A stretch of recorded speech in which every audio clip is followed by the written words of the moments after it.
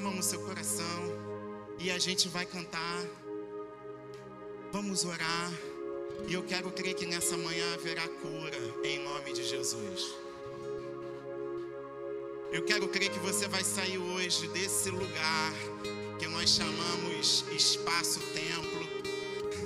Você sairá daqui com ousadia, você sairá daqui com alegria, com um ânimo renovado.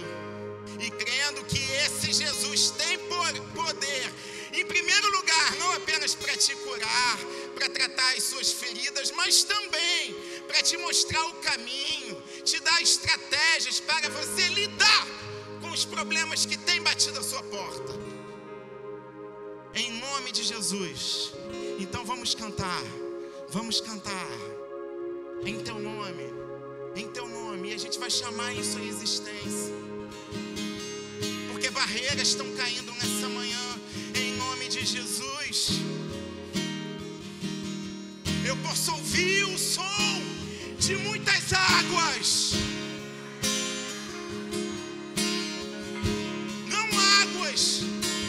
Fruto de uma tempestade que se apresentam a nós tendo como sinônimo e significado destruição. Não, águas do Espírito sendo movidas em meu favor e em seu favor, trazendo-nos para a centralidade da vontade de Deus, nos encorajando, vindo como se fosse um desfibrilador, dando choque dentro de nós, nos chamando à vida. Em teu nome, Senhor Jesus. Em teu nome. O mal que se apresenta não há de ganhar poder dentro de nós. Em teu nome os gigantes caem. Em teu nome as impossibilidades caem.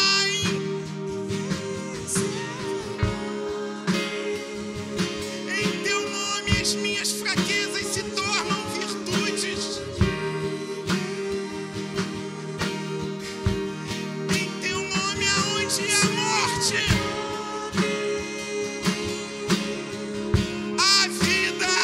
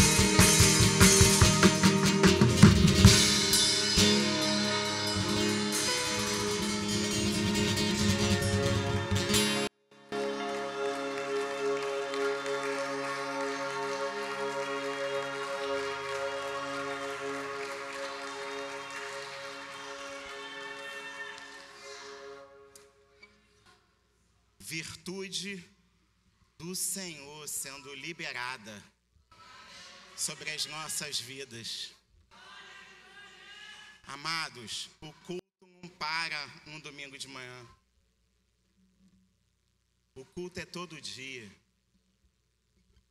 Tudo que você precisa para que esse culto aconteça, você já tem. A vida de Cristo em ti, a graça dele derramada sobre a sua vida, o Santo Espírito Santo, conselheiro dos conselheiros, terapeuta dos terapeutas, amigo dos amigos, médico dos médicos, aquele que traz a palavra aos nossos pensamentos, aquele que traz renovo. Culto é toda hora, culto não para. Você tem que ser fortalecido em Cristo. Aqui é gostoso porque todos nós estamos com o mesmo propósito. Mas a caminhada no dia a dia é solitária. Daqui a pouco a gente vai para casa.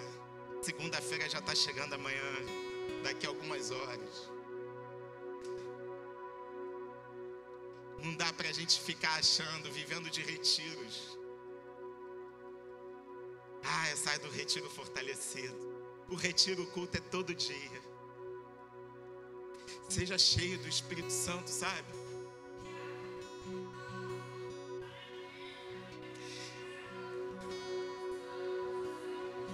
Salomão um dia, quando assumiu o reino de Israel, o pai com um homem tão grande, Davi, o rei Davi, e ele um pintinho,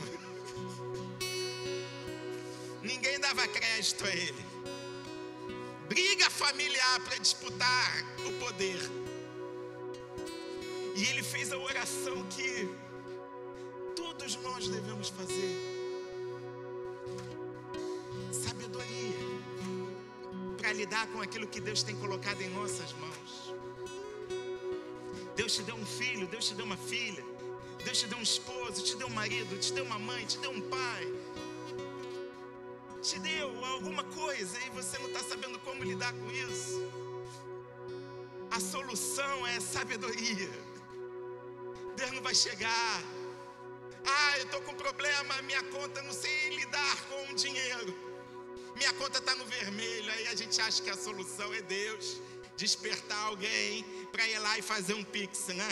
A gente é muito prático nessas horas. Deus pode fazer isso? Pode fazer isso. Mas sinceramente, queridos, sabe o que eu quero? Para essas dívidas humanas, eu quero que Deus me dê sabedoria para eu poder superar as dívidas. Eu não quero aquilo que é facilidade, porque facilidade é Nutella. Eu quero algo sólido.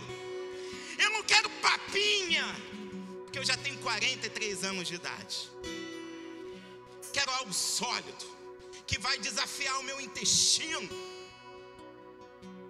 vai mexer com as minhas entranhas, vai me virar de cabeça para baixo, vai me sacudir, vai me dar umas bofetadas, mas ao mesmo tempo vai me abraçar, vai lançar palavras de amor, vai me chamar para sentar no colo do Pai. Filho, é isso. Haja assim. Sabedoria. Que essa virtude que está sendo liberada nessa manhã transborde, faça transbordar no seu intelecto, no seu coração, no seu homem interior, na sua mulher interior. Sabedoria que vem do alto, aonde a gente enxerga a vida com o olhar do Cristo. E não mais enxergamos a vida com o si mesmo, com o nosso si mesmo, todo viciado, todo enfraquecido. Amados, o que tiver que acontecer, você pode ter certeza, pode levar 50 anos. Talvez nem em vida você estará mais aqui, mas vai acontecer. Não dá para pegar a eternidade. e colocar na caixinha do espaço-tempo. Isso é impossível. Deus está cuidando de você e Deus vai fluir através de você. Amém? Vocês podem aplaudir o nome daquele que é digno de todo louvor, toda glória, toda honra, que teve a coragem de se esvaziar antes da criação do mundo, para liberar perdão sobre a minha existência e sobre a sua existência. Amém? Vamos nos sentar, Luciano.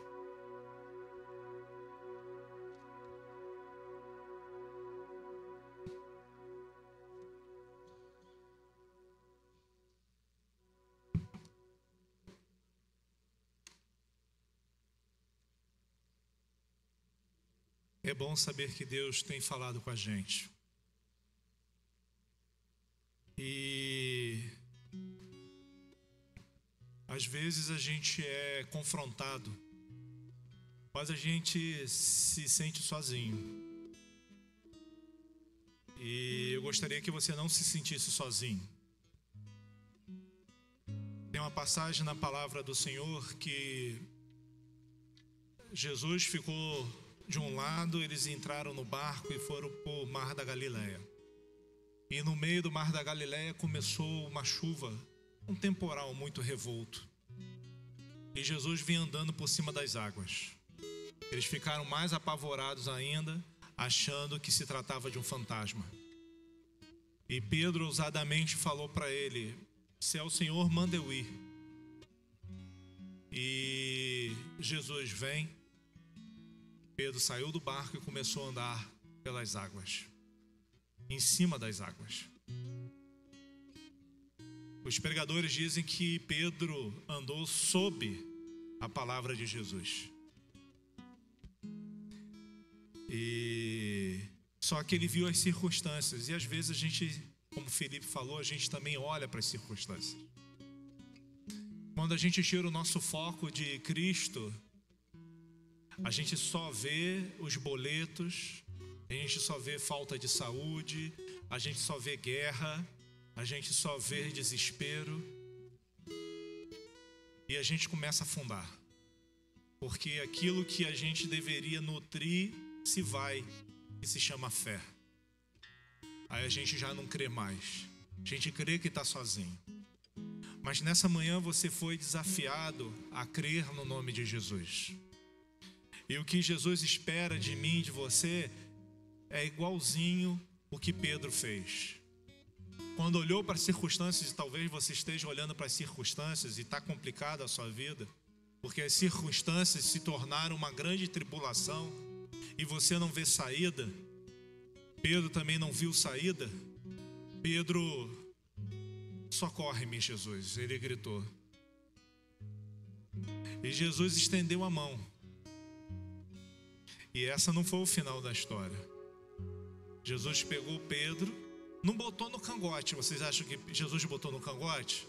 Não, Pedro deu a mão e voltou a andar sobre as águas junto com Jesus agora, e entraram no barco.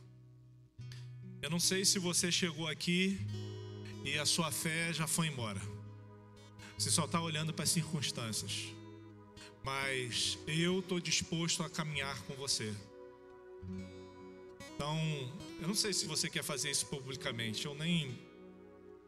Na realidade, eu pensei nisso, sim. Eu estou com essa história já há uns 2 dias dentro do meu coração. Não sei se você quer fazer isso publicamente. Você quer que a igreja ande com você. Deus não revelou nada disso para mim, tá, queridos? Mas se você quiser fazer isso publicamente, sai do seu lugar, vem aqui que eu vou te dar um abraço e a gente vai orar com você, renovando a sua fé em Cristo Jesus. Se você precisa de socorro, você quer fazer isso, você foi confrontado nessa manhã, sai, fica aqui na frente e eu vou estar orando por você e toda a igreja vai estar orando por você. Se você precisa de socorro, se você acha que a sua fé foi embora,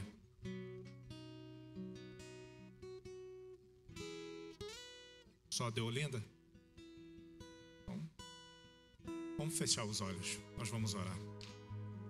Se você ficou com vergonha, pode acontecer, eu sou uma pessoa muito vergonhada também. Coloca a mão no seu coração, que aí o que interessa é Jesus e você. Senhor, nós queremos abençoar a vida de todos aqui nesta manhã. Como o Felipe falou, rios fluíram sobre a vida de todos aqui. Que haja libertação na alma, haja libertação nas emoções, haja libertação da mente, para que a gente possa enxergar a Ti e crer em Ti. Se as circunstâncias estão tomando todo o nosso coração, toda a nossa mente, todas as nossas emoções, nós gritamos: socorro, Jesus. Bem sabemos que o Senhor nunca saiu de perto de nós, ao contrário, várias vezes o Senhor tem nos salvaguardado, mesmo a gente sem perceber. Mas que a gente tenha ousadia, como Pedro falou: socorre-me. E a gente vai voltar para o barco juntamente contigo, Senhor. Obrigado, Senhor, pela vida da Deolinda, que a Tua graça seja estabelecida, que ela enxergue a Ti, ela enxergue as suas circunstâncias ruins que ela esteja passando, e ela possa refletir daquilo que ela tem que mudar, daquilo que ela tem que ser transformada. Que a Sua graça recaia sobre ela, em nome de Jesus. Amém, Senhor. Pode sentar. Nós hoje, se eu não me engano, é domingo de Ramos, né? Uma semana antes, o povo puxou lá as folhinhas e falou: Hosana, bendito que vem em nome do Senhor. Uma semana depois, o mesmo povo estava gritando: crucifica-o, crucifica-o, crucifica. Que isso não seja nem a minha nem a sua postura. Que a gente possa dizer todos os dias: Hosana, bendito que vem em nome do Senhor, para que o nosso coração seja preenchido com a graça de Deus. Amém? Quero dizer para você, seja bem-vindo nessa manhã, muito bom ter você aqui na Igreja Batista Provisão. Prazer receber você, saber que Deus tem tocado no seu coração para você estar conosco. A nossa igreja tem o único propósito de tentar viver o Evangelho mais próximo possível daquele que Jesus ensinou. E a gente quer ter sempre um sentimento de família no nosso meio.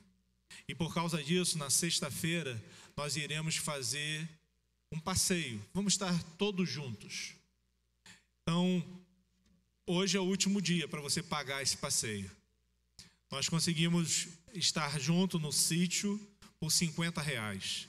Então, no final, se você ainda não deu o seu nome, se você não pagou, procure a Ana, procure a Ingrid, faça o seu pagamento, confirme a sua inscrição, para que a gente possa passar o dia lá. A carne já está no freezer, então fica tranquilo que o churrasco não vai faltar. Já sei também que canjica vai ser feita, né? E com leite condensado, moça. Fica tranquilo que não vai ser leite condensado coisa ruim, não. É tudo de primeira, porque crente, e a gente está fazendo para Deus, a gente está fazendo tudo de primeira.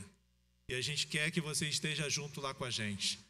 Vamos orar essa semana, porque disseram que vai ter garoa no dia, para que Papai do Céu segure essa garoa. Pode estar nublado, não tem problema. Pode até ser nublado, porque a gente, assim, o branquinho como eu, né, sofre no sol. Mas, por mim, teria sol. Mas se Papai do Céu não der sol, que pelo menos segure a chuva, para que a gente possa brincar. Lá tem um gramado gigante, para você levar uma coberta, para você dormir, porque você vai comer bastante. Aí vai ficar ali, dormindo depois do almoço. Tem uma piscina maravilhosa, então todos levem roupa de banho para você tomar banho ali na piscina. Tem campo de futebol, então vai ser uma bênção esse dia. Esteja lá com a gente. Você não sabe dos dotes culinários que eu tenho, você vai descobrir, né? que será nenhum. Então, várias surpresas acontecerão na sexta-feira. Então, vá lá, esteja com a gente. Vai ser muito bom ter você lá conosco. Amém? Queria incentivar você também a estar aqui na quarta-feira orando, às 20 horas. Queria incentivar você também a vir às sextas, onde a gente tem aprendido o Evangelho na prática. Então, esteja conosco também às 20 horas. E não esqueça do quilo, que a gente precisa da sua solidariedade para continuar abençoando a todos que necessitam da nossa ajuda. A gente precisa disso. Oi, Felipe? Sim, a reunião dos jovens hoje, às 18 horas. Então, incentive o seu filho a estar conosco, tá bom? A gente está tirando esse trabalho, eles estão estudando sobre Jó. Então, vale a pena você estar aqui conosco. Queria falar também dos nossos dízimos e das nossas ofertas. Se você quiser, tem um QR Code aí, você pode dar dessa maneira, ou você pode levantar a mão, a Deolinda vai levar um envelope para você. Sabendo que o que a gente doa aqui na igreja tem um único propósito, é manter isso aqui funcionando. A nossa igreja não tem pretensão nenhuma de ser uma igreja rica, de ter milhões aplicados, não é a nossa intenção. A nossa intenção é melhorar o espaço, né? A gente está acabando de pagar a manutenção, falta mais 4 parcelas só para pagar o ar-condicionado, que a gente teve que trocar, e a gente viu ali fora, está tudo molhado. O nosso próximo alvo vai ser consertar tudo aquilo ali para parar de chover, né, e melhorar a cantina. Então a gente tem que tentar fazer isso até o final do ano, porque as irmãs ali dentro estão sofrendo demais, querido. É muito calor. Então a gente tem que arranjar alguém que nos dê a ideia do que fazer ali, se vai ter que quebrar tudo. Mas o fato é que a gente precisa de você, precisa da sua fidelidade, precisa da sua generosidade. Então continue contribuindo, abençoando, sabendo que Papai do Céu te abençoa. Mas tudo que você fizer, não faça simplesmente porque eu estou falando. Faça porque você tem alegria de fazer isso. Eu sou grato por fazer isso, porque Deus me deu e eu quero compartilhar. Esse seja o seu sentimento.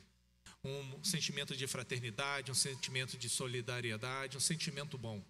Não porque a gente precisa do dinheiro, não é isso. Até porque se aí faltar, Deus entra com milagre. Ponto. Porque Ele abriu essa porta, Ele não vai deixar essa porta fechar, porque isso é determinação dEle, não é minha e nem de ninguém que está aqui. Então, que você se mova de amor, se mova de carinho, se mova de empatia. Porque se não tiver isso, por favor, não faça a sua oferta. Porque a gente não quer dinheiro. O que a gente quer é bênção. Amém? É isso que a gente quer. Então, a gente vai estar orando e depois a Viviane vai estar pregando hoje, nesta manhã. E a gente vai cantar mais uma canção. É isso? Pode ser? A gente vai orar. Quem quiser já está livre para trazer. Eu vou orar pelas crianças, que aí a gente já vai... As crianças é no Nici, né? Que está chovendo, não é isso? Isso. É no Nici ali. As crianças podem vir aqui na frente, todo mundo? Eu gosto demais de criança, né? E quanto mais bagunceira, melhor é, né, querida? Porque criança quieta, a gente fica assustado. Então, é assim, criança é bom, é assim, ó. Vai, corre, pula. Isso que é bom. Você imagine uma igreja sem esses pequeninos, só comigo. Ia ser horrível, né? Olha como é bom os pequeninos. Essa é dádiva do Senhor, né? Então, feche os seus olhos, estenda sua mão para cá para abençoar esses pequenos, porque eles são a igreja de hoje, são a igreja de amanhã, são a igreja depois de amanhã, eles são a igreja. Amém? Vamos fechar os olhos também? Aqui? Vamos fechar os olhos? Papai do céu, abençoa todos esses pequenos, que eles possam crescer na tua presença. Ajude os pais para que possam criar todos eles no caminho do Senhor, para quando eles crescerem não se desviem dele. Que a presença do teu Espírito Santo possa ser evidente na vida de cada um desses pequenos, que eles reconheçam a sua presença na vida deles, em nome de Jesus. Amém. Pode ir para lá. Tomar o café da manhã, que é uma bênção. Isso.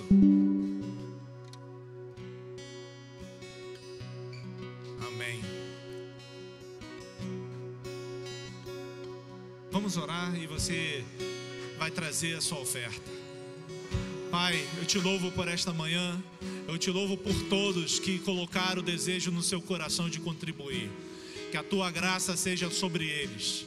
Que eles façam isso com amor, com alegria, com generosidade, Senhor. Que esse seja o espírito que envolva a nossa igreja com relação a dinheiro. Que a gente sempre tenha empatia, capacidade de administrar com amor todos os recursos que por acaso venham sobre nós ou para a nossa conta, Senhor. Que a tua graça seja abundantemente na vida de todos aqui, que nada falte, em nome de Jesus. Vamos louvar ao Senhor. Se você vai trazer o seu envelope, pode sair do seu lugar, e a Viviane está com a palavra.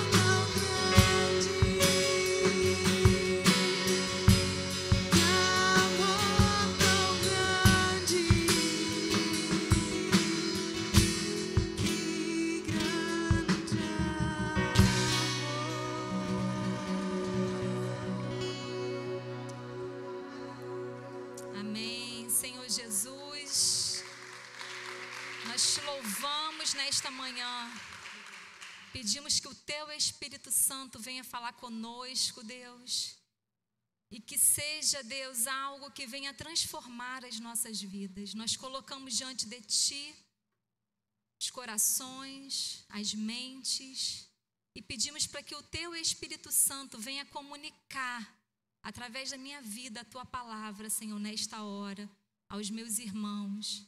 E que não seja apenas uma palavra ouvida, mas que essa palavra venha gerar consciência na vida de cada um e, consequentemente, transformação para a glória do Teu nome. Amém e amém.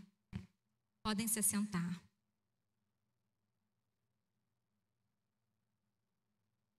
Bom dia a todos. Que alegria estar aqui com vocês nessa manhã, mais um domingo.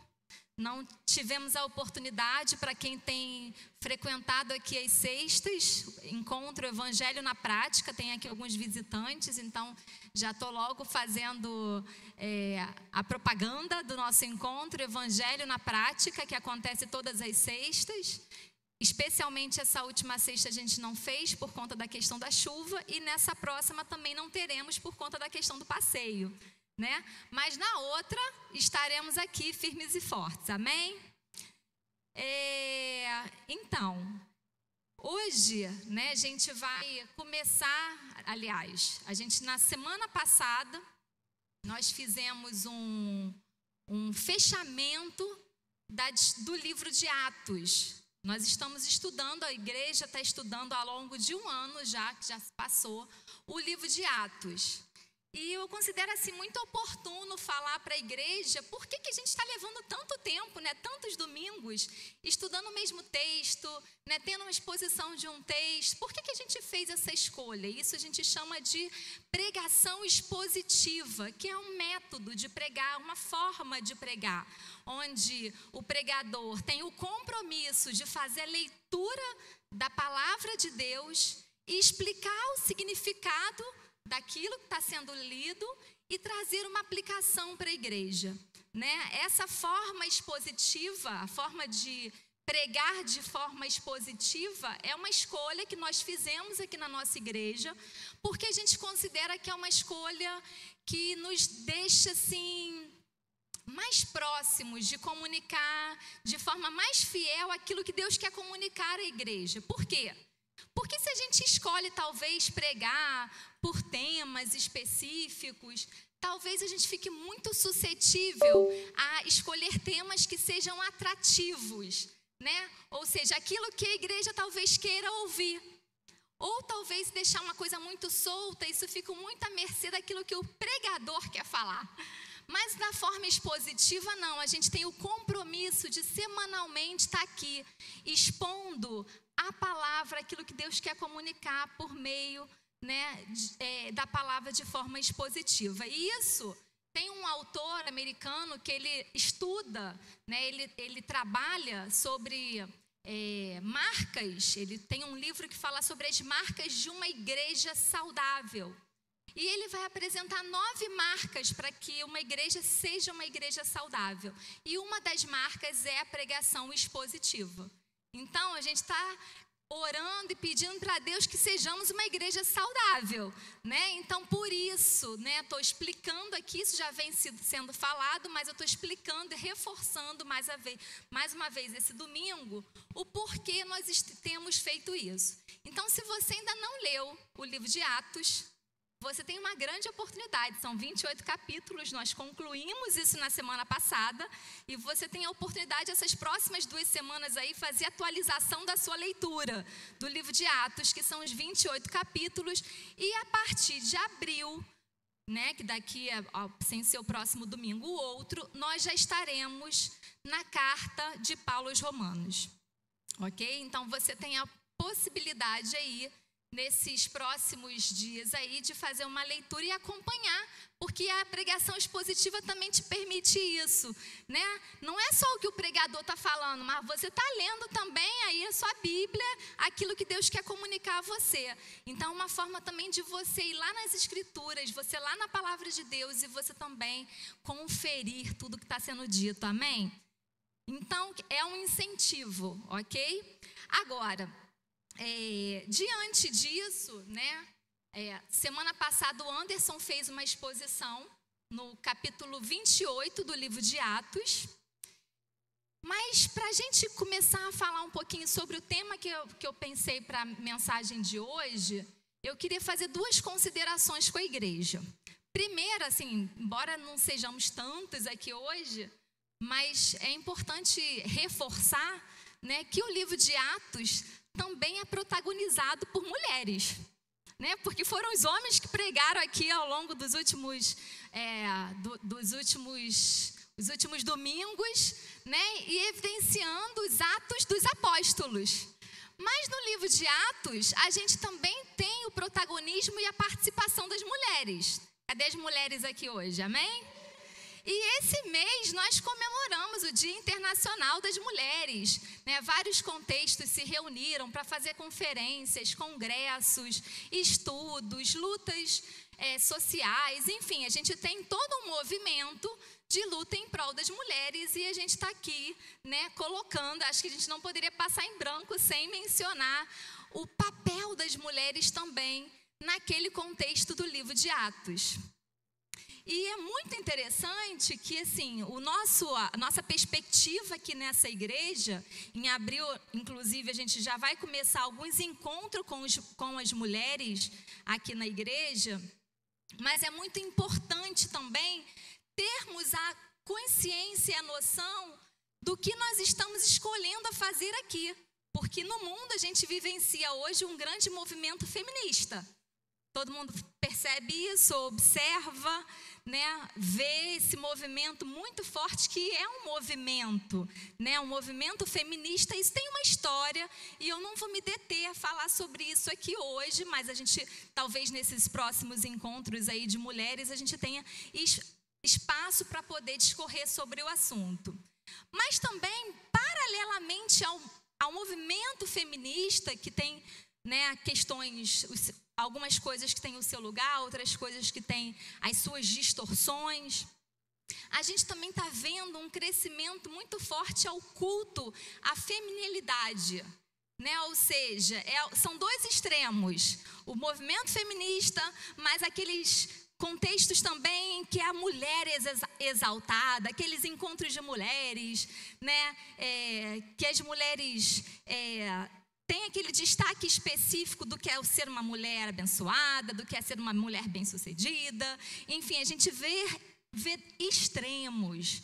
E assim, ao orar e pedir a Deus assim, direção do que a gente vem se propondo a fazer aqui na igreja, e a gente tem construído uma identidade que Igreja Batista Provisão, uma igreja centrada no Evangelho de Jesus, o nosso foco aqui tem sido pensar como que as mulheres, né, as mulheres de Atos, ou os atos das mulheres, que é o que a gente vai ver mais ou menos aqui hoje, como é que é o nosso posicionamento em Cristo. A centralidade é o Cristo, a centralidade é a mensagem do Evangelho, e como que nós mulheres podemos participar disso, né? Como é que esse Evangelho impacta a nossa vida e como é que a nossa vida pode impactar por meio dessa mensagem, tá? Então aqui não é nenhuma crítica a nenhum outro tipo de movimento, é só um apontamento daquilo que nós estamos, de como nós estamos nos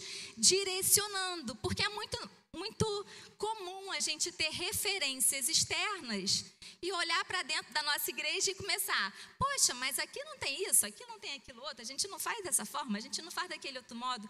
Tem uma razão, né? Porque a gente quer construir uma identidade, né? E dentro dessa identidade nós queremos centralizar Cristo, centralizar a mensagem do Evangelho, como é ser cristã participando desse processo, dessa mensagem. E quando a gente vai olhar lá para o livro de Atos, que não é o foco ainda da pregação de hoje, mas é um link que eu quero fazer do que a gente vai falar, a gente vê algumas mulheres, por exemplo, quando estavam lá reunidos depois da ressurreição de Jesus, lá no capítulo 1 de Atos, e todos estavam reunidos, esperando lá em Jerusalém, né, que fossem revestidos pelo poder do Espírito Santo. Quem estava lá reunida juntamente com os homens? Maria e outras mulheres. Então a gente vê o protagonismo também das mulheres participando desse movimento. Maria, que já tinha cumprido a sua missão, né, particular de gerar o Filho de Deus, mesmo depois da sua morte, mesmo depois daquele sofrimento, né, ao testemunhar a ressurreição, ela foi, né, participou desse movimento que era um movimento de busca desse revestimento do Espírito Santo. Uma outra mulher também que pode ser destacada no livro de Atos é a Tabita, ou Dorcas, conhecida como Dorcas. na igreja que nós éramos antes de virmos para cá em 2009, tinha inclusive um encontro de Dorcas, não é isso? Ou seja, né, eram mulheres, Dorcas era uma mulher que servia as viúvas. Ela tinha um público-alvo, que eram as mulheres em condição de aflição, vulnerabilidade. Então, olha que interessante, né? Depois de ter sido impactada pela mensagem, está num processo de participação. Uma outra que a gente vê também, de uma forma bem explícita no livro de Atos, é Maria, mãe de João Marcos, que é um episódio onde mandam matar Tiago, Pedro é preso e começam então aquele movimento de orar pela libertação de Pedro que acontece, né? E essas pessoas estão reunidas aonde? Na casa de uma mulher. Na casa de uma mulher que abriu o seu espaço, o seu lar, o seu aconchego para orar juntamente com outras pessoas em prol da expansão do Evangelho de Jesus, orar então por Pedro, que foi liberto, e aparece lá na casa de Maria, mãe de João Marcos. Uma outra mulher também é Lídia. Lídia está lá em Atos, no capítulo 15, no capítulo 16, desculpa, que era uma empreendedora hospitaleira. Lídia é uma empreendedora hospitaleira, né? Ela era uma comerciante de púrpura, o que na época significava ser uma mulher muito rica. Ela lucrava com aquilo e ela compartilhava aquilo com os demais. E ela hospedou o apóstolo Paulo na casa dela. Então ela era uma mulher hospitaleira, uma mulher que estava ligada no movimento que estava acontecendo da expansão da igreja e se colocou nesse lugar de compartilhar, de permitir ser usada, né, para a expansão do Evangelho de Jesus. Uma outra mulher também destacada aqui, Atos 17, é a Dâmaris. É Dâmaris, né? Não é Damaris, não, é Dâmaris, porque na hora da leitura Dâmaris, Paulo estava pregando em Atenas, que era o centro da cultura humanista mais importante da antiguidade, e Paulo foi pregar sobre a ressurreição para aquele pessoal tudo cabeçudo, acadêmico, né, que pensa de uma forma bem racional, bem específico, e Paulo foi pregar nesse lugar, e Dâmaris, juntamente com seu esposo, então, recebem essa mensagem, creem na mensagem da ressurreição. Isso faz uma diferença naquele contexto ali. E por fim, uma mulher que eu destaquei aqui também, né, que teve o seu protagonismo no livro de Atos, é Priscila, uma líder corajosa, né? Priscila, juntamente com Áquila, ela abriu a porta da sua casa no contexto que a igreja estava sendo perseguida. Ela arriscou a sua vida e a vida da sua família para que o evangelho continuasse sendo anunciado. Olha só quantas mulheres aqui foram destacadas, né? Eu destaquei apenas 6. E também, se a gente for ver também o lado negativo de algumas mulheres no livro de Atos, a gente também encontra, né, mulheres que também foram impedimento para esse avanço do evangelho. Mas eu destaquei aqui mulheres que se colocaram e contribuíram para o avanço, para a expansão do evangelho.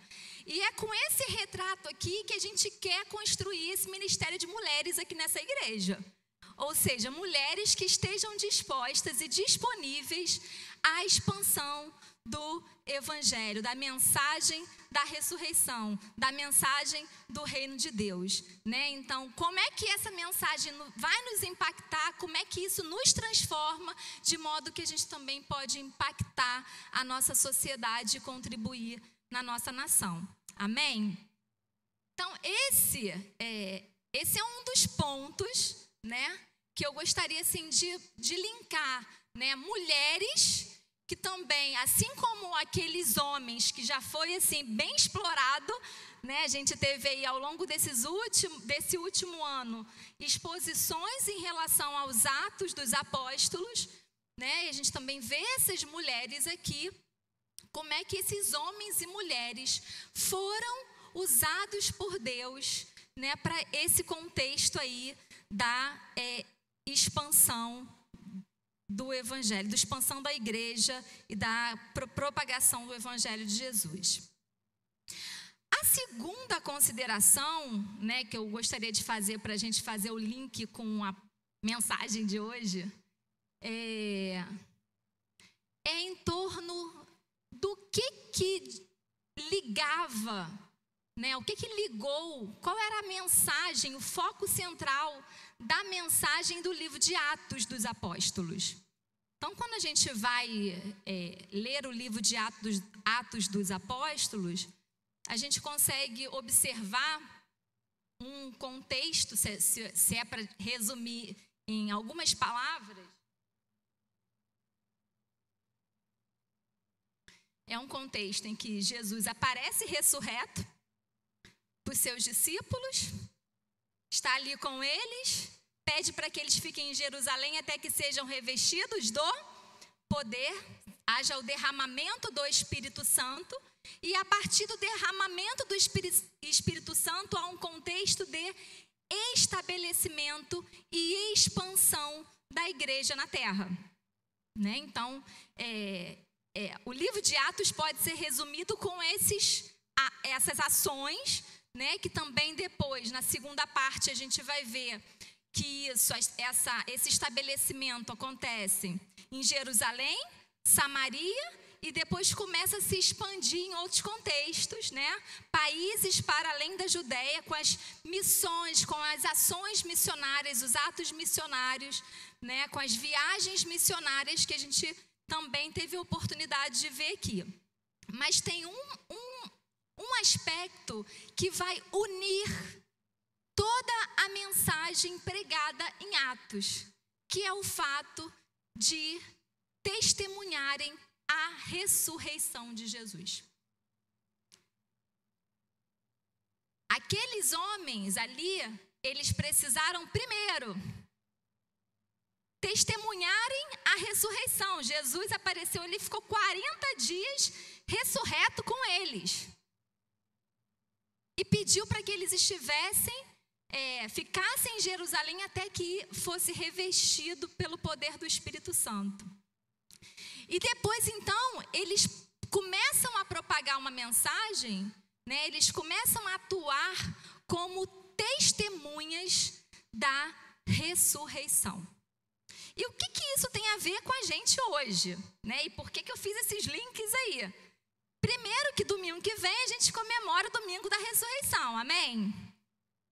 E eu quero já começar a dar umas pitadinhas, né, desse assunto, que é um assunto central da nossa fé, porque o que diferencia a nossa fé de outras religiões é a ressurreição. É um Deus que morreu e veio morar dentro da gente. Um Deus que venceu a morte. Jesus não veio apenas morrer por nós, mas Jesus veio vencer a morte por todos nós. Ele não apenas morreu por nós, mas ele venceu a morte por todos nós. E por que isso é importante? Porque por meio disso, a ressurreição possibilitou que o Espírito Santo fosse derramado sobre as nossas vidas. Sem a ressurreição, impossível do Espírito Santo ser derramado sobre as nossas vidas. Então, o que nos diferencia de outras religiões, entre outros aspectos? Mas o que nos diferencia é essa morada, essa habitação do Espírito Santo derramado sobre as nossas vidas. E é óbvio que o Espírito Santo não poderia ser derramado naquele que está morto. Embora a gente venha experimentar a morte carnal, já é um fato de que um dia nós vamos ressuscitar, certo? E ao receber esse espírito em nós, o nosso espírito que estava morto, ele passa a viver. Ou seja, não é uma mensagem, a mensagem da ressurreição não é uma mensagem apenas para o futuro, de que um dia nós vamos ressuscitar e vamos viver em glória com Deus lá na eternidade. Não é. A mensagem da ressurreição é uma mensagem para hoje. Porque a partir do momento que o Espírito Santo vem habitar em nós, o nosso espírito que estava morto, ele passa a viver. Esse é um ponto. Um outro aspecto da ressurreição é que a ressurreição é a mensagem da igreja inaugurada naquela ocasião.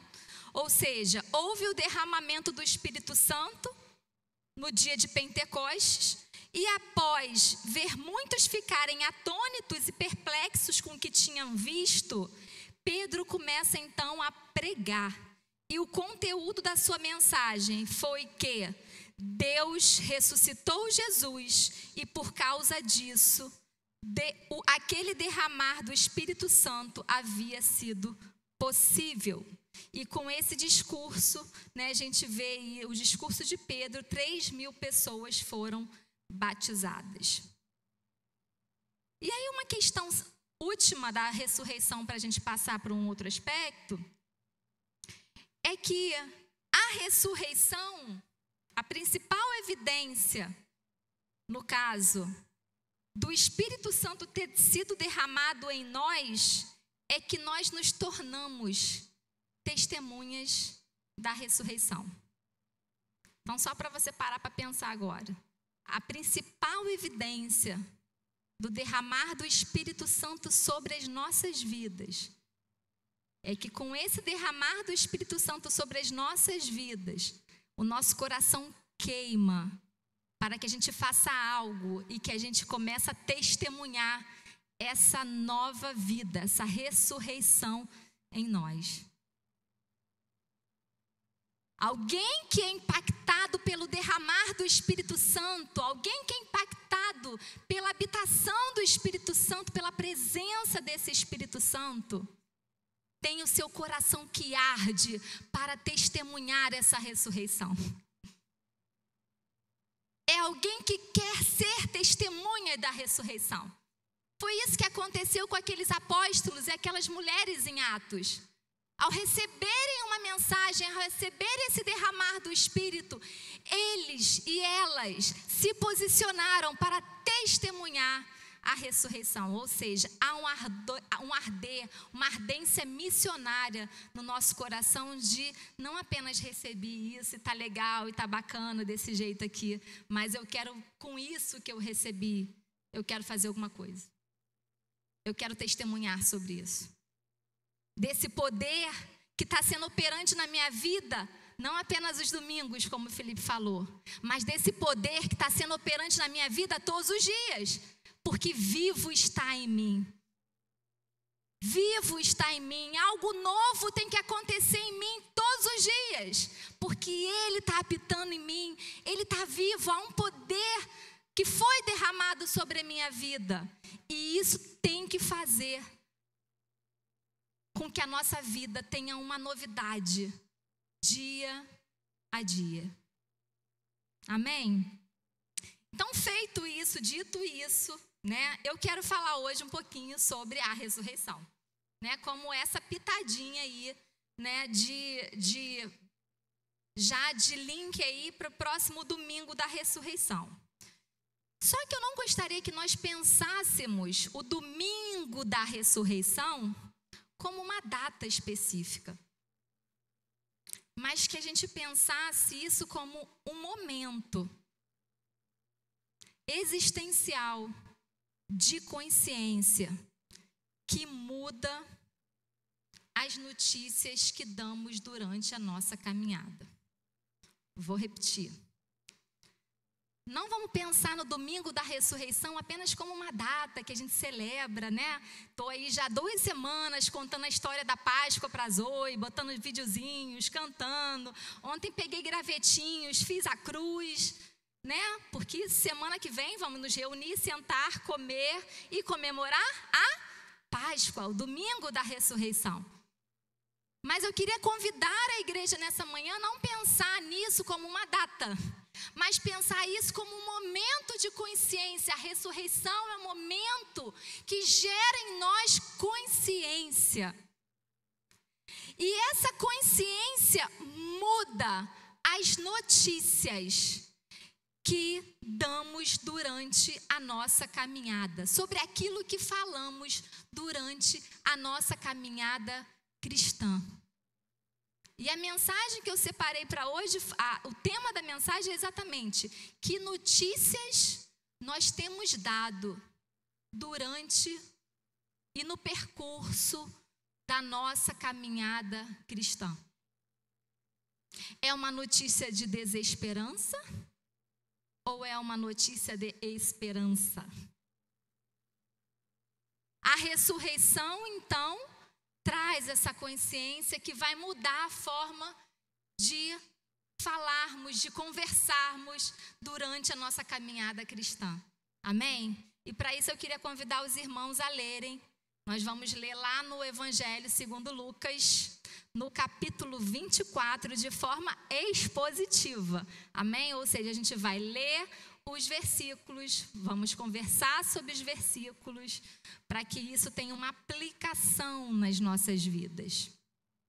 Quais notícias você tem dado durante a sua caminhada cristã?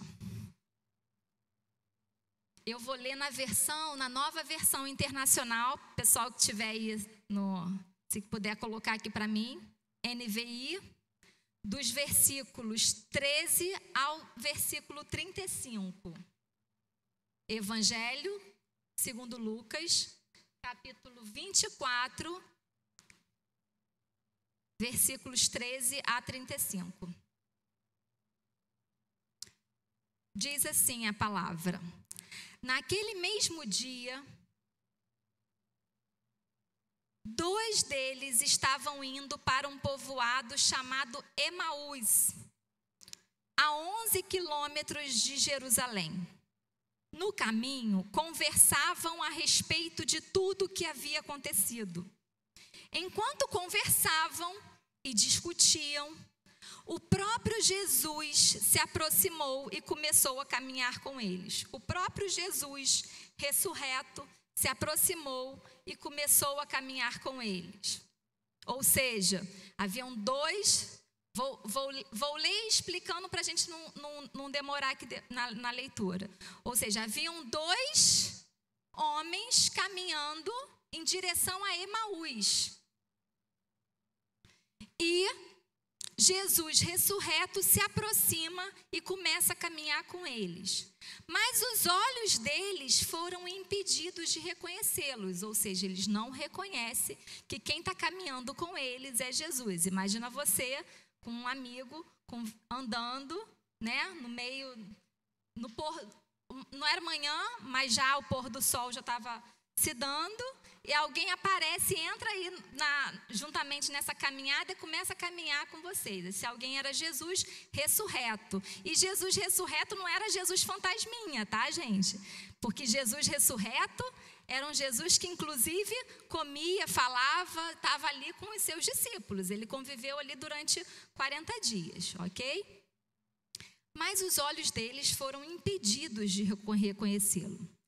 Ele lhes perguntou, Jesus perguntou para eles: sobre o que vocês estão discutindo enquanto caminham? A pergunta de hoje, sobre o que vocês conversam enquanto caminham? Eles pararam com os rostos entristecidos.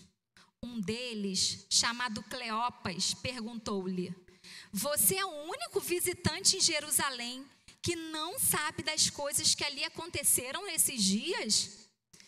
Que coisas? Pergunta Jesus. O que aconteceu com Jesus de Nazaré? Responderam eles. Ele era um profeta, poderoso em palavras e em obras diante de Deus e de todo o povo. Os chefes dos sacerdotes e as nossas autoridades o entregaram para ser condenado à morte e o crucificaram. e nós esperávamos que era ele que ia trazer redenção a Israel. E hoje é o terceiro dia desde que tudo isso aconteceu.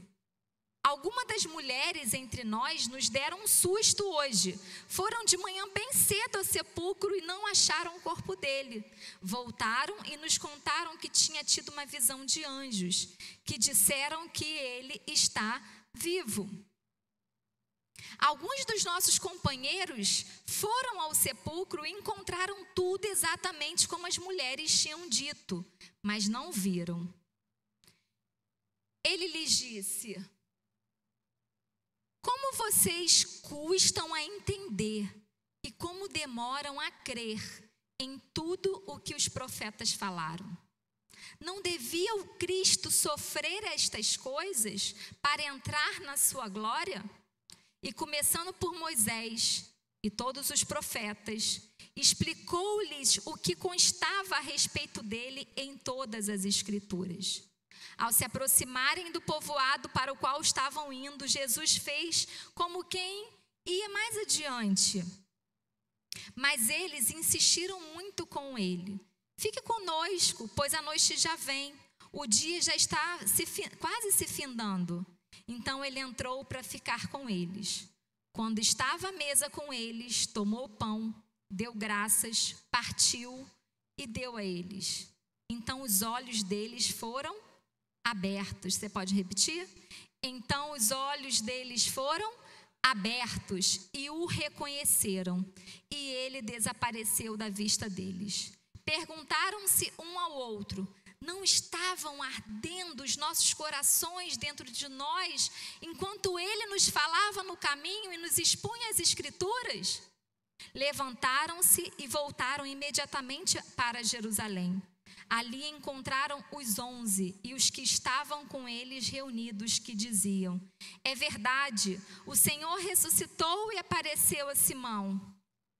E aí, então, os dois contaram o que tinha acontecido no caminho e como Jesus fora reconhecido por eles quando partia o pão.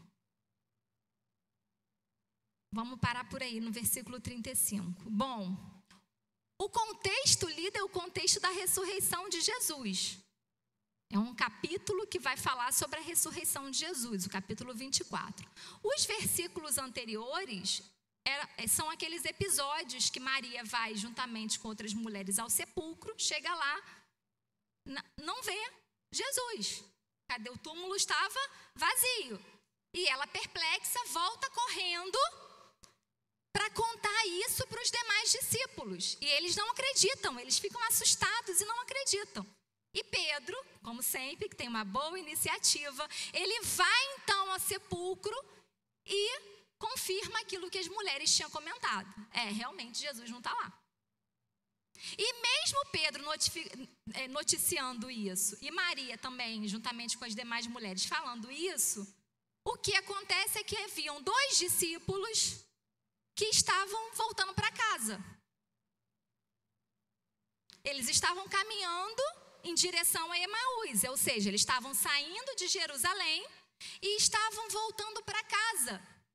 E nesse contexto em que eles estão voltando para casa, Jesus, ressurreto, começa a caminhar com eles.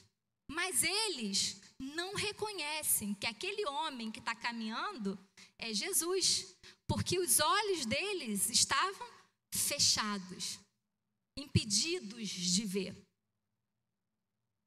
Não impedidos por Deus de ver, mas eles não reconheceram Jesus.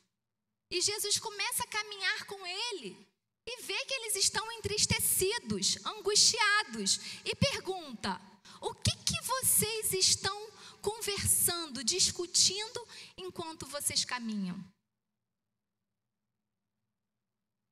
O que vocês vêm tratando à medida em que caminham? Porque eu vejo que vocês estão tristes, vocês estão angustiados. Qual é o assunto? Qual é a questão? O que tem ocupado a mente e o coração de vocês? É a pergunta que Jesus faz para aqueles discípulos, o que tem ocupado a mente e o coração de vocês para deixar vocês assim, tão aflitos, tão angustiados? E a pergunta também feita à igreja hoje: o que tem ocupado o seu coração para deixar o seu coração tão aflito, tão angustiado, a mente ocupada? O que faz vocês andarem tão aflitos e tão tomados por esse espírito de frustração, por esse sentimento de que as coisas não deram e não estão dando certo? Alguns segundos aí para você olhar para o seu coração e pensar. O que faz você andar, falar, né, deixar sua mente, o seu coração aflito, né, com esse sentimento de que as coisas simplesmente fracassaram, não está dando certo, eu estou caminhando, eu estou com Cristo, eu estou com Jesus, eu estou na Batista Provisão, eu estou frequentando os cultos, mas tem alguma coisa que não está dando certo. Estou aflito, estou angustiado, estou triste. São essas as notícias que eu tenho. Talvez sejam essas as notícias que você tem.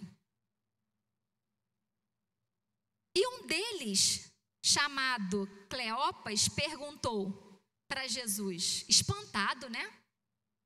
Nossa, Jesus, afinal de contas, estava vindo de Jerusalém. Ele entrou, se infiltrou ali na conversa dos amigos. E o Cleopas pergunta: você é o único que não sabe o que está acontecendo, o que aconteceu esses últimos dias? Será que a gente faz algumas perguntas para Jesus assim também? Senhor, você não está vendo o que está acontecendo na minha vida? Será que o Senhor é o único que não está vendo? Claro que a gente não faz isso de uma forma tão explícita, mas talvez a gente faz isso lá no nosso inconsciente. E Cleopas pergunta então isso, questionando isso a Jesus. E aí Jesus, claro que joga a bola para eles, porque Jesus quer conversar com a gente, quer saber aí, né? Aí Jesus fala: então quais são as questões? O que está acontecendo? E aí eles têm as notícias para dar. Quais foram as notícias? Está lá no versículo 19 e 20. O que aconteceu com Jesus de Nazaré? Responderam eles. Ele era um profeta, poderoso em palavras, em obra diante de Deus e de todo o povo. Os chefes dos sacerdotes e as nossas autoridades o entregaram para ser condenado à morte e o crucificaram. Eles estavam caminhando, já era o terceiro dia, mas eles estavam presos onde? Na sexta-feira. Jesus já tinha sido ressuscitado e isso já tinha sido comunicado a ele por meio dos profetas, né? Porque isso já era algo já comunicado a eles, mas os ouvidos não estavam ouvindo de fato o que tinha sido anunciado. E eram essas notícias, a notícia de sexta-feira, a notícia de morte, de cruz, de frustração, de injustiça, de manipulações políticas que levaram a Jesus morrer. De um povo que não soube fazer uma boa escolha, afinal escolheram a morte de Jesus e não de Barrabás, que tinha cometido um homicídio. Olha só a frustração do coração desses discípulos, afinal de contas, nós largamos tudo por uma causa, nós acreditamos nele. E termina, a história termina assim, ele morre na cruz. É uma história de derrota. Então, se a gente for olhar as perspectivas, a partir das notícias que a gente tem projetadas, essas notícias são terríveis. Famílias cada vez mais fragmentadas, desemprego batendo a nossa porta a todo tempo, lutas políticas infindáveis, guerras, destruições, catástrofes naturais, dificuldades de relacionamento, solidão, mesmo estando no meio de tanta gente. Porque hoje quando você pega um transporte público, está todo mundo hoje no seu WhatsApp, no seu Instagram. Antigamente, né, quando você sentava, pelo menos você ia conversando com alguém, batendo um papo na fila. Agora todo mundo se esconde no seu aparelho, talvez até mesmo dentro de casa. As notícias que temos, as perspectivas em relação a essas notícias são terríveis. Assim como aqueles discípulos tinham notícias terríveis. E aí no versículo 21 a gente vê qual era a expectativa, ou quais eram as expectativas daqueles discípulos, porque no versículo 21 está escrito: e nós esperávamos que era ele que ia trazer a redenção a Israel. Essa era a expectativa daqueles discípulos e de tantos outros. Nós esperávamos que era ele que ia trazer redenção a Israel.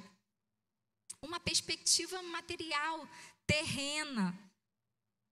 Uma perspectiva de uma esperança que está suscetível a se frustrar. A expectativa deles, embora Jesus já tivesse comunicado várias vezes a sua missão, eles estavam presos apenas a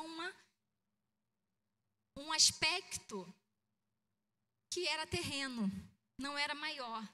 Eles não entendiam que a morte precedia a glória. Talvez nós também estejamos com os nossos olhos fechados por conta das expectativas equivocadas que temos alimentados quanto a Jesus. Talvez nós que também frequentamos uma igreja evangélica, cristã, tenhamos expectativas erradas em relação ao Cristo. E isso nos impede de vê-lo.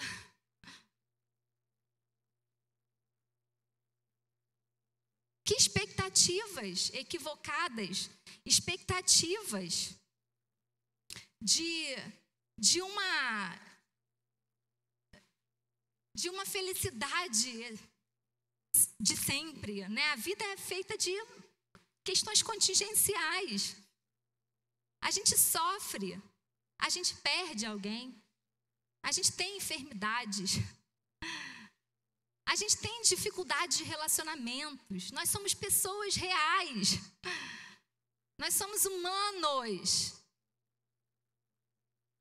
Mas algo extraordinário que foi derramado sobre as nossas vidas, que traz uma esperança para além dessas notícias e dessas contingências que a gente vive diariamente. Mas a grande verdade é que muitas das vezes estamos presos a expectativas equivocadas, ilusórias em relação ao Cristo. Isso basta olhar para nós quando a gente pensa numa perspectiva de Brasil, quantos projetos bacanas já aconteceram, quantas coisas boas já aconteceram, depois vem as derrotas, depois vem isso, depois vem aquilo outro, né? É sempre aquela situação de que tem uma situação bacana, mas o homem mesmo, no seu pecado, na sua corruptibilidade, destrói. Quando a gente olha para as expectativas numa perspectiva mais individual, existencial, particularizada, né? Sentimento de que a vida vai encontrar um sentido um dia, uma redenção, né? Quem não nutre essa expectativa de que um dia tudo vai ficar bem? Né? Quando eu tiver uma estabilidade financeira, ou quando eu arranjar um marido, ou quando eu tiver uma filha, ou quando essa enfermidade passar, ou quando esse processo diminuir, aí sim, tudo vai ficar bem. Queridos, isso não é verdade.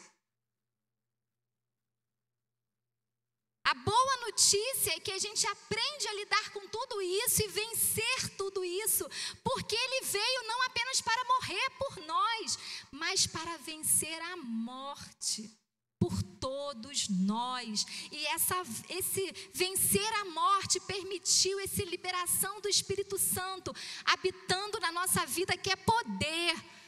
para nos fazer lidar na nossa dor, com as nossas tristezas, com as nossas angústias, com as nossas incapacidades. É essa mensagem da ressurreição que tem que fazer parte da nossa vida e tem que fazer e nos mover todos os dias.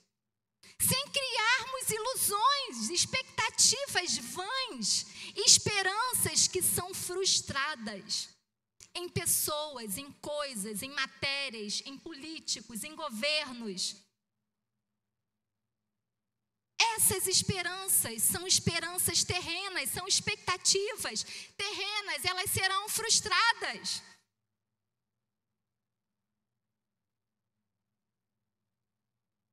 Até mesmo se você... Vamos abrir lá rapidamente em Atos, no capítulo 1.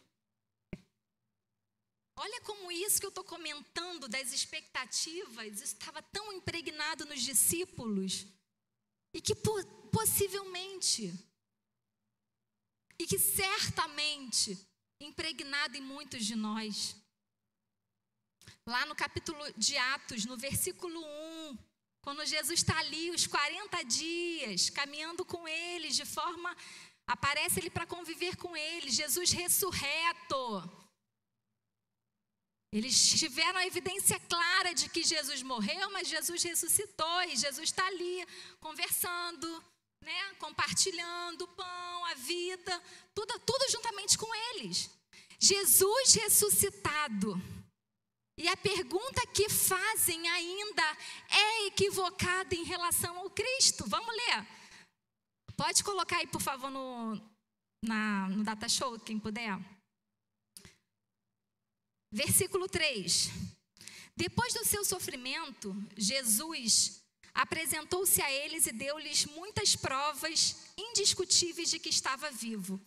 Apareceu-lhe por um período de 40 dias, falando-lhes acerca do reino de Deus. Certa ocasião, enquanto comia com eles,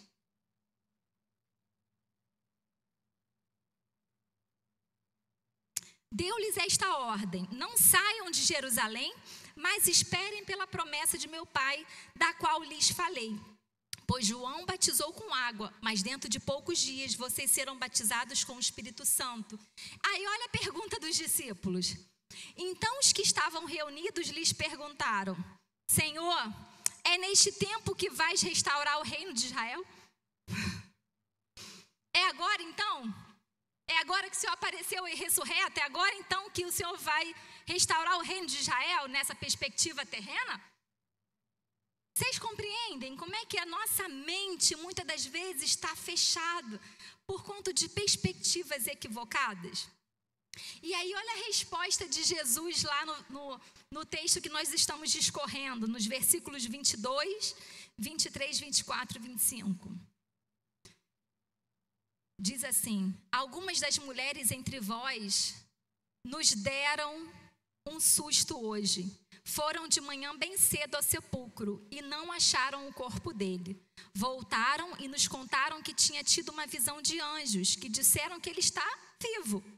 Alguns dos nossos companheiros foram ao sepulcro e encontraram tudo exatamente como as mulheres tinham dito, mas não o viram.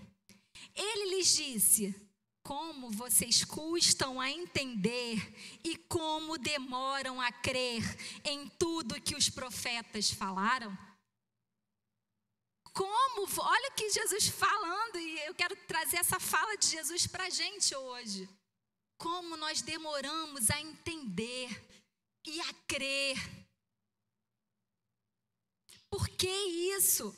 A razão é que eles estavam presos a essa ilusão, uma utopia, a realização de um sonho. Eles queriam que todo coração humano deseja harmonias profundas, onde felicidades eternas nos alcancem. Não é isso? Harmonias profundas, onde felicidades eternas nos alcancem. Aí a gente olha o Instagram, todo mundo feliz. E aí a gente começa a se comparar, mas poxa, fulano, caramba. Então sou eu mesmo o problema, né?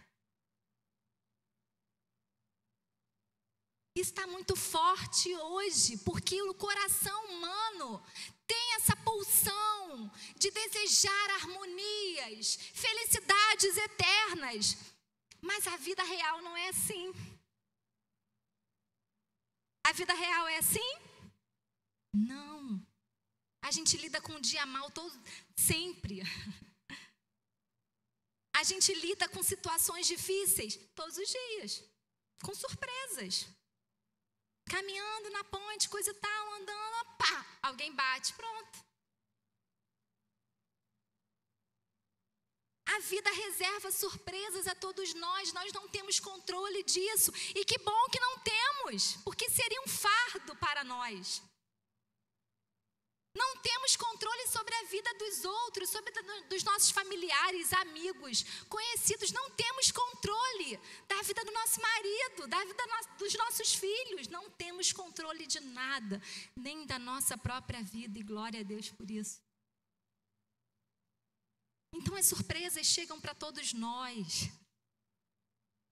E nós não podemos estar presos a ilusões. Porque se estivermos presos a ilusões, primeiro, os nossos olhos se manterão fechados. E segundo, vamos nos frustrar o tempo todo. Vamos ficar 10, 15, 20, 30, 40 anos na igreja, mas sem ver nenhuma mudança. O que Cristo quer operar em nós, o que o Espírito Santo deseja operar em nós, Batista Provisão, é uma mudança de consciência, uma mudança de mente, de transformação, que nos ajuda a caminhar de uma forma otimista na vida real, não presa às contingências da vida, porque elas vão acontecer. Mas o poder de Deus já foi liberado sobre nós e nós vamos vencer tudo isso. Porque a morte já foi vencida, que é o pior temor do homem. Por que a gente fica com angústias e temores e aflitos? A origem é o medo de quê? Da morte. Mas quando Jesus venceu a morte, Ele nos livrou do medo da morte. Estamos livres, glória a Deus por isso.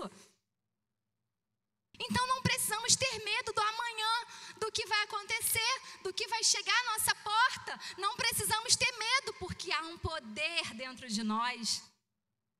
Amém? E esse poder da palavra, né, lá no versículo 26, 27, o que começou a acontecer? Eles falaram isso, Jesus falou, vocês custam a entender e crer. E qual é o método que Jesus começa a fazer ali? Vamos ler? Versículo 26 e 27. Queridos, eu só quero pedir desculpa porque vou passar só 10 minutinhos, tá bom? Tá assim, não devia o Cristo sofrer essas coisas para entrar na sua glória?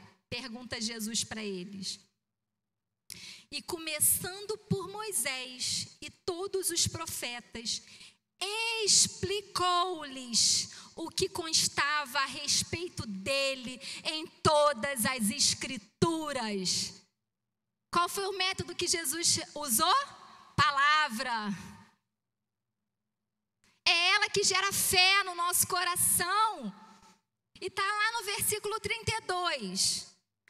Nesse mesmo contexto aí de Lucas, perguntaram-se uns aos outros, não estava ardendo os nossos corações dentro de nós, enquanto ele nos falava no caminho e nos expunha a Escritura? É esse o poder da palavra. A palavra, quando chega até nós, gera essa consciência, começa a arder o nosso coração. Começa a mudar o cenário das nossas vidas, porque nós somos alimentados por uma verdade que é poderosa. Por isso a importância da gente mergulhar, ler lá Romanos, vir aqui os domingos, conferir isso na palavra, porque é ela que vai começar a arder nos nossos corações, de tal modo que vai mudar as nossas vidas, juntamente com a ação do Espírito Santo. Amém? Ou seja, com a pregação da palavra, com a exposição da palavra de Jesus ali, eles tinham uma esperança que ainda não era discernida, mas havia uma ardência na palavra. E aí lá no versículo 28, 29 e 30, que a gente vai ler agora, diz assim: ao se aproximarem do povoado para o qual estavam indo, Jesus fez como quem ia mais adiante. Ou seja, eles estavam andando, já estavam se aproximando da onde o caminho deles. Jesus, beleza, tchau, tchau, então vou continuar andando. E qual foi o convite que os discípulos fizeram? Mas eles insistiram muito com ele: fique conosco, pois a noite já vem, o dia já está quase findando. Então ele entrou para ficar com eles. Quando estava à mesa com eles, tomou o pão, deu graças, partiu e deu a eles. Então os olhos deles foram abertos e o reconheceram, e ele desapareceu da vista deles. Ele desapareceu da vista deles. Ou seja, os discípulos estavam andando, Jesus falou: beleza, beleza, então estou indo no meu caminho. Os discípulos: não, entra, está tarde, fica com a gente, come com a gente. Deus está sempre disposto a partir o pão conosco. Basta a gente convidar Ele à mesa. Eles convidaram: vem, Jesus. Aliás, eles não sabiam que era Jesus ainda. Eles só tinham essa ardência da palavra. Vem, come conosco. E no ato de comer junto, do partir do pão, do sentar à mesa, são coisas simples, queridos. Não é mágica, não é plateia. É sentar à mesa, é o partir do pão, é o compartilhar a vida. É nessa forma singela de compartilhar a vida que os nossos olhos são abertos. Por isso que nós queremos expor aqui a palavra, mas não ficar só nisso, mas estimular os irmãos. Vamos ter comunhão, vamos sentar à mesa, vamos partir o pão. Porque começa a fazer as conexões. Ouvimos, olha, fez sentido. E muda. E muda. Não depende do poder do pregador, da eloquência, do carisma. Depende do poder da palavra. Depende da disponibilidade do coração de chamar: vem à minha casa. Eu abro a minha casa para partir o pão com vocês. Atitudes. Sai, tira a gente daquela coisa muito triunfalista e nos coloca no chão da realidade, da singeleza, daquilo que é simples, que é humilde, mas que é genuíno e sincero. E aí, quando eles estavam à mesa, tomou o pão, deu graças e partiu. E ali, os olhos, se abriram. E não se abriram só pelo ato que Jesus fez. Essa semana eu fiz lá em casa com a massinha. Peguei uma massinha amarela, né? Peguei a massinha amarela, era o pão. Eu lá com as bonecas de Zoe, que eram os discípulos. E vamos partir o pão. Né? Então aquele ato, foi isso que Jesus fez, deu graças a Deus e partiu o pão. Mas o reconhecimento de que ele era Jesus não se deu simplesmente por esse gesto, por esse ato, mas do que significa o partir do pão. Talvez pudesse pensar que é por assimilação. Então Jesus sempre levantava, partia, dava graças e partia o pão. Então, esse é Jesus? Não, mas é pelo conteúdo do que significa partir o pão. Porque na última ceia Jesus fez isso, deu graças a Deus, partiu o pão e falou: esse é o meu corpo e eu o entrego por amor a vocês, a favor de todos. É o conteúdo dessa mensagem do partir do pão. Ou seja, por que vocês estão angustiados e frustrados? Aquilo que aconteceu comigo, estava escrito. E não foi um ato simplesmente de violência, porque eu poderia ter modificado tudo isso, mas foi uma entrega por amor. Eu parti e entreguei em favor de todos vocês. Eu me entreguei. Foi essa consciência da ressurreição que alcançou o coração daqueles homens e a mente daqueles homens naquela noite em que Jesus estava sentado à mesa com eles. Esse é o Jesus. Esse agora estou entendendo, agora está fazendo sentido. Esse é o Jesus que se entregou por nós. E quando Jesus fez isso, queridos, não foi uma derrota, foi uma entrega. Foi uma entrega. Ele partiu tudo o que tinha como filho único, porque ele era filho único, mas depois ele passou a ser o filho primogênito. Entre muitos irmãos, e o que ele partiu conosco? A paternidade do Pai, a sua glória, o poder do seu reino, a sua herança, tudo ele partiu conosco, repartiu e entregou em favor de todos nós. E a passagem diz: então os olhos foram abertos e o reconheceram, e ele desapareceu da vista deles. Desapareceu da vista deles.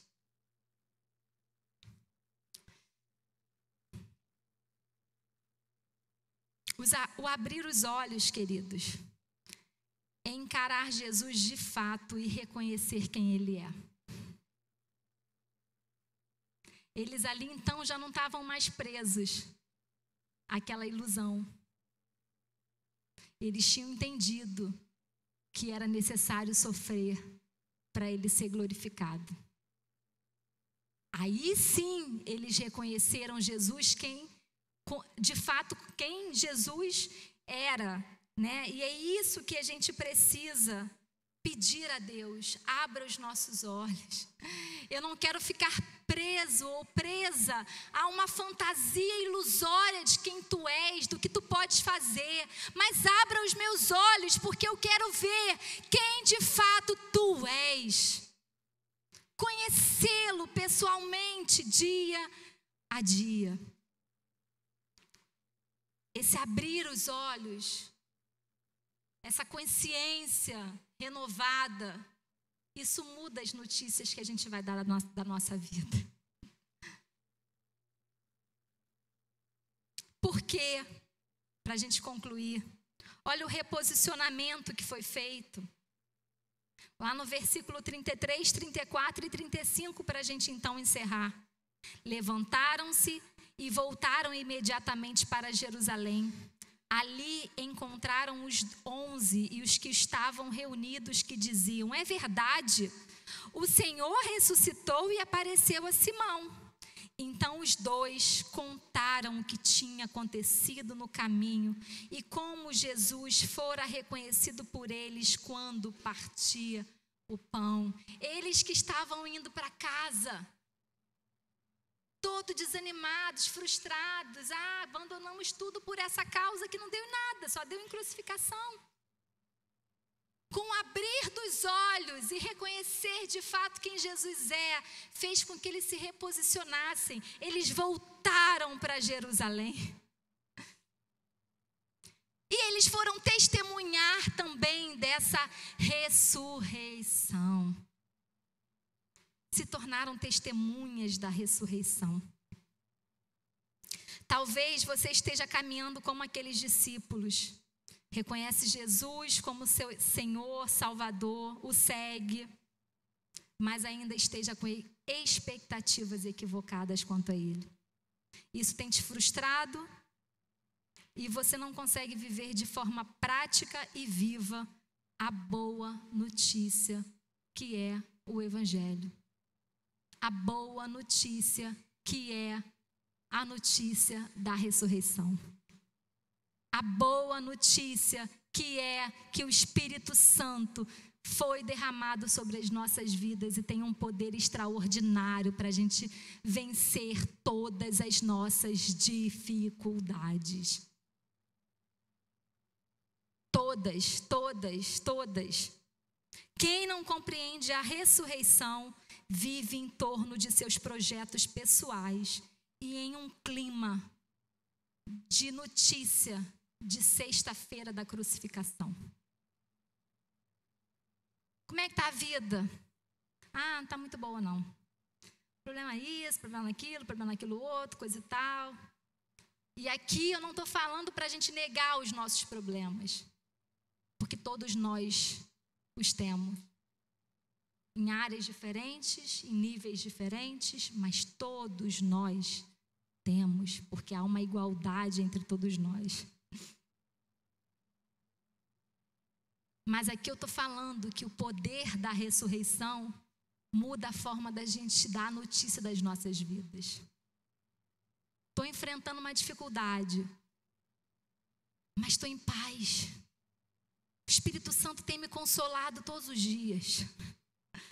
Esse poder está sendo tão extraordinário que eu nem imaginava ter condições de viver essa dor. Mas Ele é o meu consolador. Está difícil. Tem situações que são difíceis, enxergar talvez questões familiares. Mas o Espírito Santo é quem me ensina, que me dá sabedoria, que me ajuda. Ele é o meu ajudador, Ele é o meu conselheiro. Ele é esse poder de transformação da forma que a gente enxerga a vida. Ele é essa esperança viva em nós. Que haja esperança viva no teu coração nessa manhã. Que essa consciência da ressurreição seja derramada sobre a tua vida. Que os teus olhos se abram. Que os teus olhos se abram para enxergar quem de fato Ele é. Quem de fato Ele é. Vou chamar o pessoal aqui do louvor e a gente vai concluir. Só a ressurreição nos faz caminhar com um poder pulsante que suplanta em nós toda tristeza, angústia, dor, escassez, abandono, depressão, pânico. Só a ressurreição, só essa consciência. Assim como aqueles homens e mulheres de Atos, somos chamados hoje a sermos testemunhas dessa ressurreição. Ser testemunha da ressurreição significa que a notícia da sua vida, a forma que você vai noticiar a sua vida, vai ser diferente. Você vai olhar para o seu problema de forma diferente. Talvez você está orando a Deus para que Ele te livre desse problema. Mas Deus quer te ensinar como você lida com Ele. E como que esse poder pode ser transformador. Porque é na nossa fraqueza que o poder de Deus se manifesta. É na nossa fraqueza que esse poder se manifesta. Vamos viver isso, igreja, em nome de Jesus.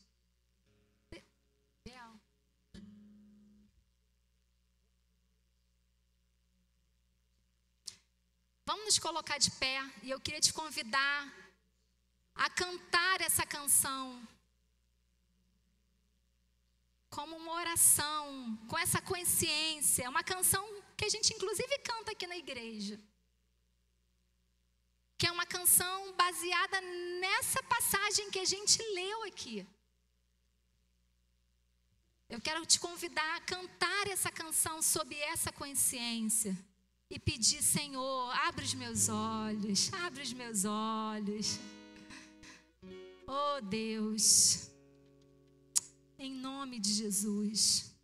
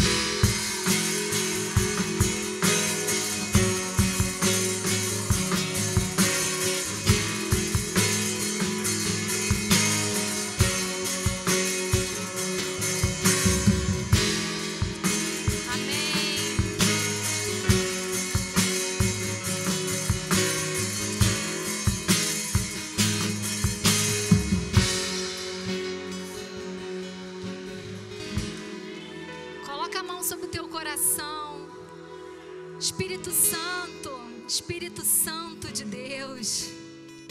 Ó Pai, nós te louvamos pelo derramar do teu Espírito sobre nós. Nós te louvamos, ó Pai, por essa realidade da ressurreição. Que essa consciência alcance o coração de cada um aqui nesta manhã, Senhor. Que essa palavra possa arder no coração dos meus irmãos ao longo de toda essa semana. Em nome de Jesus, muda a nossa perspectiva, muda a nossa forma de te olhar, abre os nossos olhos, Senhor. Eu clamo a Ti por esse milagre, eu clamo a Ti por esse agir. Queremos ser diferentes, queremos olhar de uma forma diferente para a nossa realidade. Queremos experimentar de forma viva, prática, verdadeira, o poder do Teu Espírito Santo em nossas vidas. Traz, Deus, essa realidade para o nosso contexto aqui, Pai. Eu oro a Ti nessa manhã pedindo isso.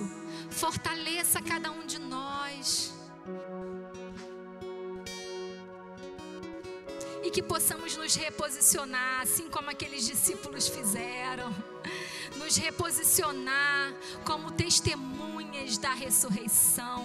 Eu quero testemunhar dia a dia essa ressurreição operante na minha vida, Senhor.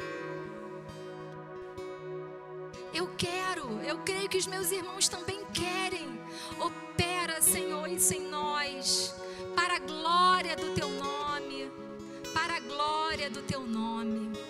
Amém, amém. Vão em paz, que Deus os abençoe. Amém? Até logo mais, né? Para quem é jovem, amém? Amém.